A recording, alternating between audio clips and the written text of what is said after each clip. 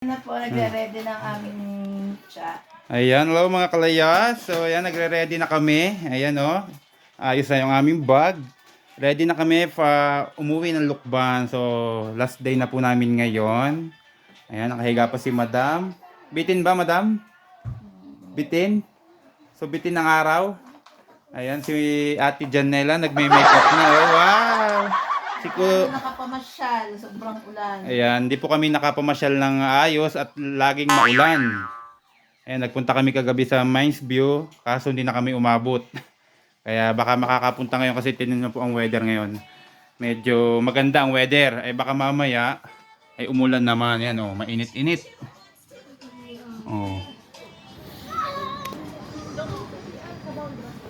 Nag-aayos na kami at kami po ay pauwi na uli ng Lukban. Ayan, ng mga bata. Si Madam nakahiga pa. Oh. So yun nga, nakaligo na tayo. Fresh na fresh. So okay na mga gamit. Oh, nandun na yung ibang gamit natin sa labas.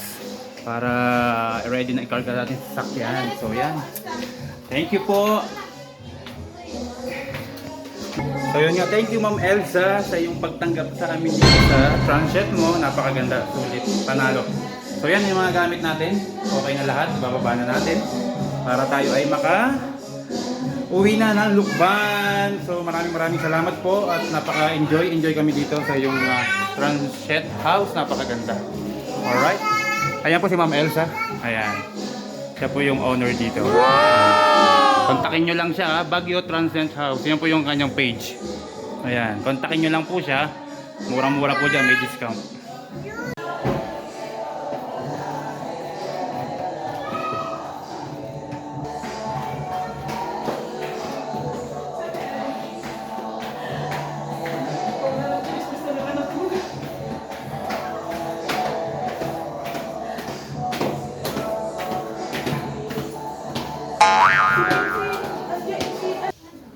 Storyteller pati yan. Natutuwa ako. Hindi bumaba kasi Kaya siya. lang sa imagination. Bumaba yun. Sabi, ay, ikaw pa lang kamukha ni mami mo. Ano? Bye-bye ko. Teka, ito. At magaling mag-make up. Hi, Mami. Bye-bye. Magpula. Magaling. Pati sa mata, minsan naglagay. Oo, lahat. Para kung 15 years old na. Yan ay mga Nakakatuwang kausap. Ano yung... Ay! Mami ang Bigyan. Punta ka doon sa kabila doon. Kunin mo yung upuan ganito. Batang isa. Ikot ka lang kapag ganun. Bumaba. Hindi, babae. Kalimutan ko. Nangingi sa akin ng plastic. Sabi ko, ay, ikaw pala ang kang... Stay pa sa Elsa Baguio Project. Thank you so much. Follow si Sir yung po si Sir Troy Vlog. Troy Layan. Yan. Thank you.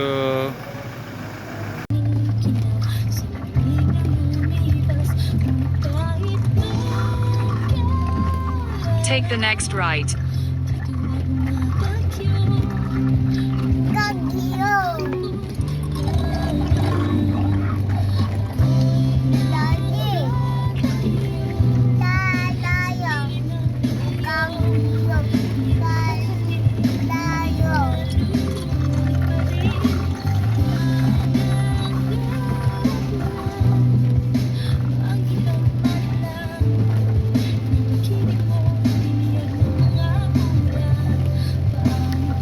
Good evening guys, mga kalayas dyan. So magandang gabi yan. Nandito na kami sa Rosario, La Union. Nagpapagas muna tayo. So yan, maulan. Walang tigil ang pag-ulan. Ingat-ingat lang po sa pag-drive at medyo madulas. Papagas lang kami at wala na kami magagas ang pagdating dito sa meron pa naman pala kaso mahal na. Kaya ito, full tank na tayo ng gas. Okay. Kalayas ang ating build 2750, full tank na po yan. Good evening mga kalayas. Ayan, stop over na kami dito sa Pura Tarlac, kung saan kami nag-stop nung kami papuntang Baguio. Dito uli kami nag-stop over para mag-dinner. Ayan, ang dinner namin, meron kaming chicken, may hotdog. Kumidala naman kami ng rice. Ayan, nandito na kami sa Pura Tarlac. Medyo malayo-layo pa ang ating biyahe. Dito rin kami nag-stop nung kami papuntang Baguio. Doon naman po sa kabila. Yan, parang same lang naman sila. Okay, good evening po. Ingat-ingat lang sa biyahe. Dito walang ulan, pero nung kami umalis kanina sa Baguio, maulan. Saka dito po sa may La Union, maulan dyan. Dito naman po medyo walang ulan. Ewan ko po sa iba pang aming dadaanan, baka maulan. Sana wag nang maulan. Ayan, ganda ng weather, no? Kain po tayo. Ayan, no? Dito po na kami mag-stop over ng ilang minuto, magkakape kasi medyo antok na po ang driver. Antok na po ako kaya coffee muna, tapos mag-dinner muna tayo. Okay, bye. Good morning.